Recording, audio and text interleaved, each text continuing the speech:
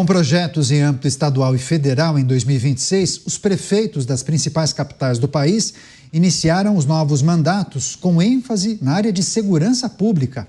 Essa pauta atraiu até mesmo os mandatários progressistas da base aliada do governo, como Eduardo Paes, no Rio de Janeiro, e João Campos, de Recife. A principal aposta desses prefeitos é armar as guardas municipais para trazer mais segurança para a população. De acordo com o levantamento do IBGE, de 2023, esse estudo, o número de prefeituras que passaram a adotar armas de fogo nas suas polícias cresce, em 4 anos, 49%. A crise de segurança pública se tornou uma das maiores preocupações das populações e pautou também as eleições, devendo continuar no topo do debate público em razão do alto índice de violência urbana. Vou começar essa com o Mota. Mota, o que tem achado desse novo movimento, essa postura de alguns prefeitos? Dá para entender que trata-se de um movimento favorável, é importante, ou você consegue interpretar que isso seria uma reprovação à gestão por parte dos respectivos governadores? De forma nenhuma, Canhato. Eu fico feliz de ver a quantidade de políticos que finalmente estão entendendo a importância da segurança pública. Os bandidos brasileiros estão entre os mais armados e agressivos do mundo. São 40 mil homicídios por ano. A cada 20 anos são assassinadas 1 milhão de pessoas no Brasil. A Guarda Municipal é um tipo de polícia. Me espanta que existam pessoas que defendam uma guarda desarmada. Agora, finalmente, os políticos brasileiros, pelo menos muitos deles, estão acordando para a gravidade do problema. É apenas um pequeno primeiro passo, mas eu já considero isso uma grande conquista. Você, Cristiano Beraldo, nós ficaríamos mais parecidos com o modelo norte-americano se as guardas civis estivessem armadas e também ajudassem a polícia militar nesse policiamento ostensivo, Beraldo? Não, Canhato, não ficaríamos, porque eu acho que tem alguns pontos que precisam ser considerados. O primeiro deles é que há vários prefeitos que estão tomando essa iniciativa simplesmente por um oportunismo eleitoral, para poder compor um discurso diante deste absurdo que se tornou a questão da criminalidade no Brasil. Depois, não adianta só ter uma guarda civil metropolitana armada. É preciso saber qual é o dinheiro, o investimento que será feito para treinar essa guarda. Porque se repetir o mesmo modelo que sabemos que acontece na polícia, onde um policial, quando se envolve num embate com um criminoso que eventualmente alvejado vinha a falecer, e é o policial que tem que bancar a sua própria defesa para defendê-lo da sua atuação profissional, a gente vê que o Brasil tem poucos bons exemplos para inspirar essa guarda civil armada, como no caso do Rio de Janeiro. E só entregar arma, só gastar para comprar arma, para mim, não vai resolver absolutamente nada. Depois a gente tem toda a questão do judiciário brasileiro. O judiciário brasileiro, o Ministério Público dessas cidades, estão dispostos a bancar um combate efetivo ao crime?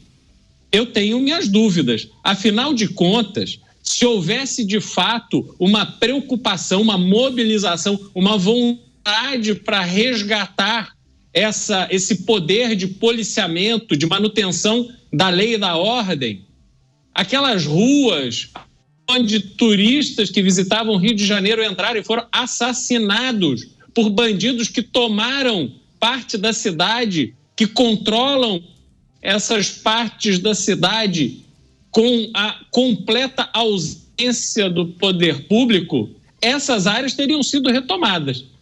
Essas ruas onde essas pessoas foram assassinadas seriam hoje já de livre circulação de qualquer um, mas isso não acontece, porque esta vontade, esta determinação não está presente.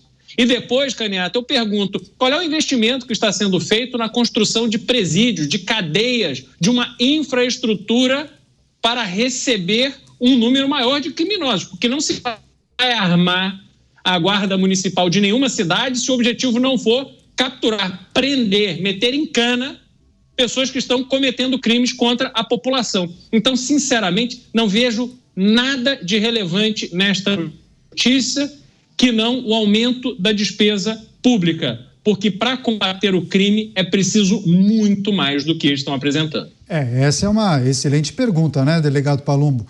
Quais municípios ou quantos municípios têm condições de fazer um investimento como esse?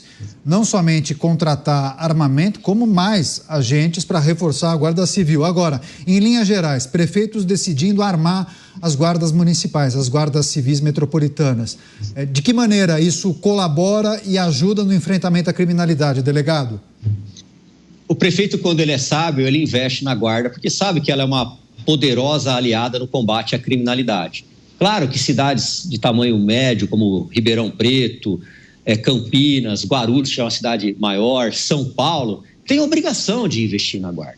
Mas você pega uma cidade, por exemplo, de 10 mil habitantes, que o prefeito não tem dinheiro sequer para pagar o funcionário público, não dá para jogar a responsabilidade em cima dele. E aqui eu faço um apelo ao governo federal através do ministro da Justiça, um apelo respeitoso. Eu faço política de maneira respeitosa, eu não gosto de ofender ninguém, de xingar ninguém, que ele olhe pela Guarda Civil como polícia municipal. Tem a PEC número 57, que vai colocar a guarda no artigo 144 da Constituição Federal, como polícia municipal. Por que isso? Para acabar com essa celeuma que muitas vezes vem do Poder Judiciário, que acaba soltando criminosos, principalmente o STJ, porque a guarda não poderia abordar, porque a guarda não poderia fazer a prisão. Isso é uma balela. Qualquer um do povo pode prender em flagrante. A guarda municipal também pode. E o futuro da segurança pública chama-se polícia municipal. Nós temos que tirar essa responsabilidade dos estados, dos governos estaduais, e passar também para as prefeituras que têm dinheiro. Você pega uma cidade rica como Barueri, São José dos Campos, é um grande exemplo que a segurança deu certo, porque o prefeito, ele investiu na guarda, cidade inteira monitorada, veículos elétricos, fuzil, um bom armamento. Agora, não pode simplesmente armar a guarda e não dar nenhum tipo de treinamento. Não pode simplesmente, vamos dar arma, tudo bem. No Rio de Janeiro tem uma peculiaridade. Você tem que comprar pistolas e você tem que comprar fuzil. E o treinamento de fuzil, para se habilitar no fuzil, é caríssimo. Você não pode dar para os guardas uma pistola .40 enquanto o fuzil está com fuzil, enquanto o crime está com fuzil 762, 556, porque você vai colocar este guarda à morte. Fuzil se combate com fuzil. Tiroteio de fuzil se combate com fuzil. Eu me lembro quando eu era vereador que eu destinei uma verba para a guarda comprar fuzil. Eu fui massacrado por 2 partidos políticos que não aceitavam isso.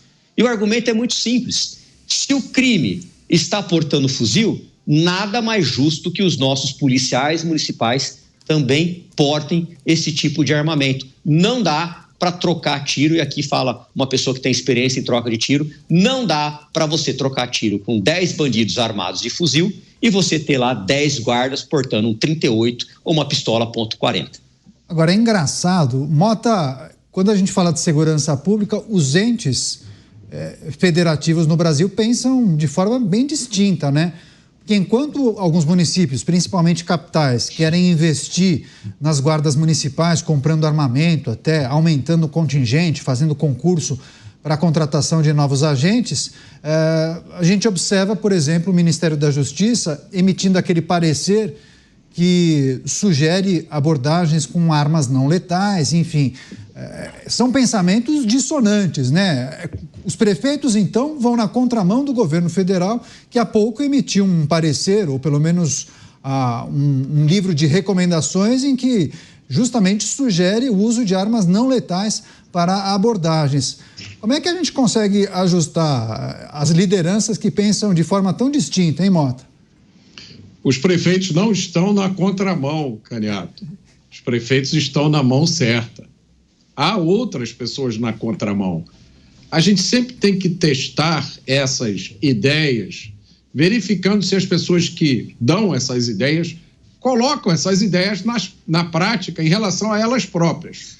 Então, no dia que uma autoridade estiver com os seus seguranças, o seu guarda-costas, todos com armas não letais, aí eu vou acreditar que dar armas não letais para a polícia é uma coisa boa. É lógico, os policiais são ou deveriam ser treinados por uma série de formas de reagir, para utilizar vários tipos de arma.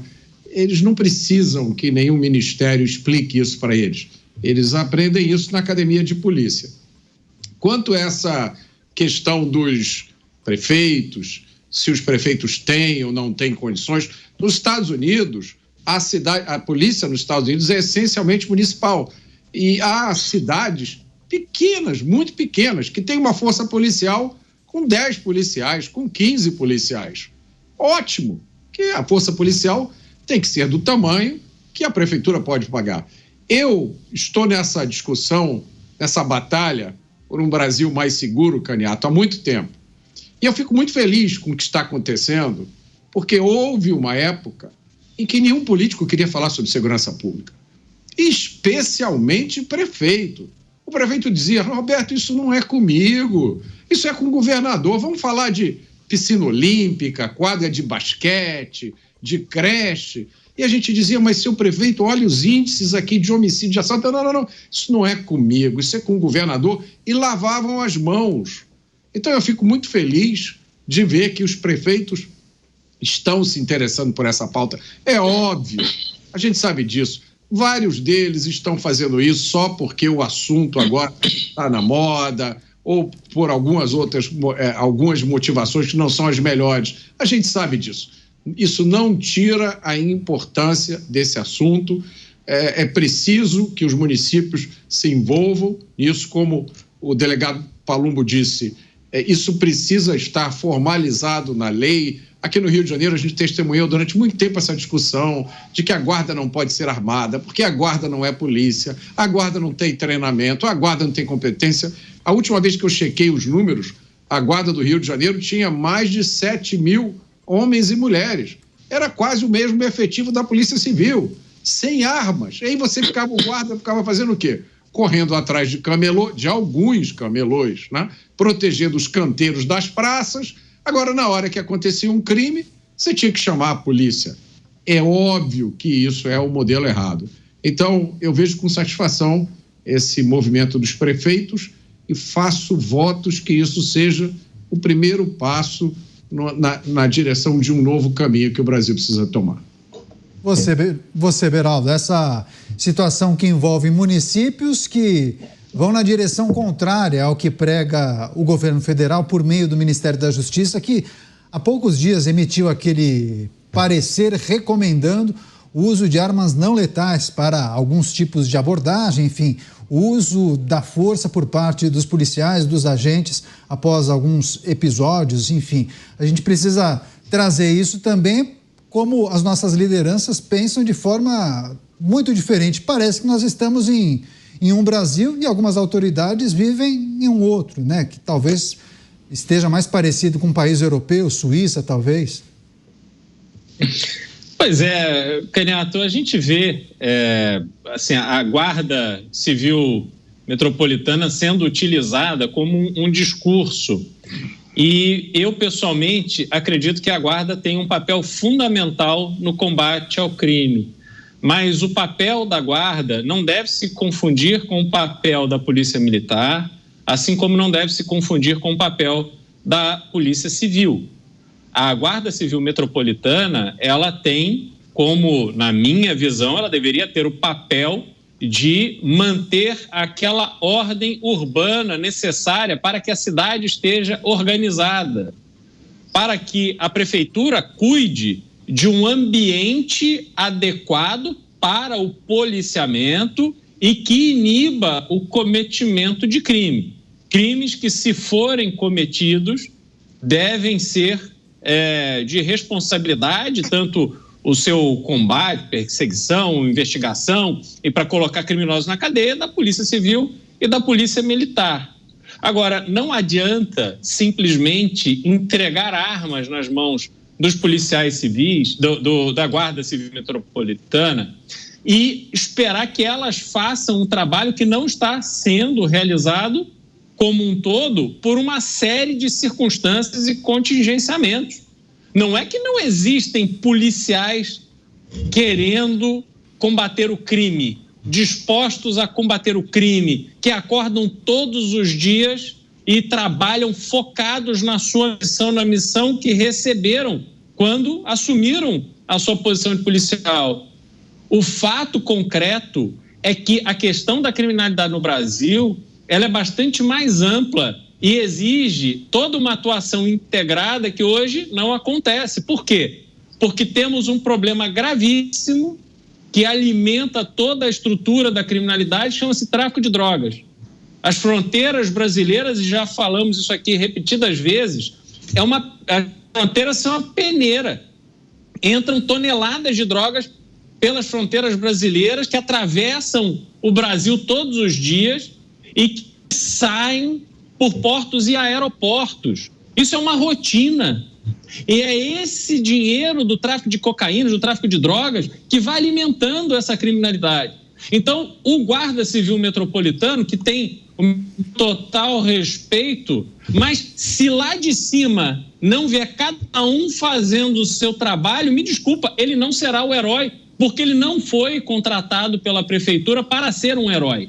Ele foi contratado para ser um profissional da segurança, coisa que a incompetência que vem de cima, a corrupção que vem de cima, não vai permitir que ele faça de forma adequada. Então não adianta a gente querer achar, acreditar que vamos resolver alguma coisa assim, não vamos. Ou a gente pensa a sério toda a estrutura de segurança pública brasileira, ou vamos simplesmente ver o uso da Guarda Municipal com este cunho de discurso político eleitoral. Enquanto mesmo prefeitos que fizeram campanha em 2020 contra a Guarda Municipal Armada e agora fizeram uma campanha à reeleição a favor da Guarda Municipal Armada porque está na moda falar disso, mas que estão completamente alinhados ao governo federal, que é contra a arma na mão de polícia, porque na mão de bandido aparentemente não estão fazendo nada de concreto para impedir. Então, esse discurso ele tem uma série de problemas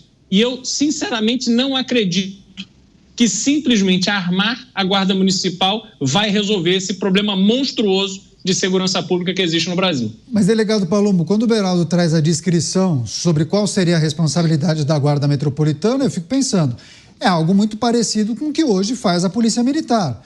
Daí eu lhe pergunto, quando terminaria o trabalho, a responsabilidade da Guarda Civil Metropolitana e quando começaria da Polícia Militar? Ou as responsabilidades se sobrepõem, delegado Palumbo? Caniato, se a gente perguntar para qualquer pessoa na rua, nesse exato momento, se você for assaltado, para ela, tanto faz se vai chegar uma viatura da Polícia Civil, da PM, da Guarda Civil, ela quer segurança. Quando você vai numa escola municipal, se tem uma viatura da Guarda Municipal ali fazendo patrulhamento, armada, protegendo as nossas crianças do tráfico de drogas, isso é muito bom.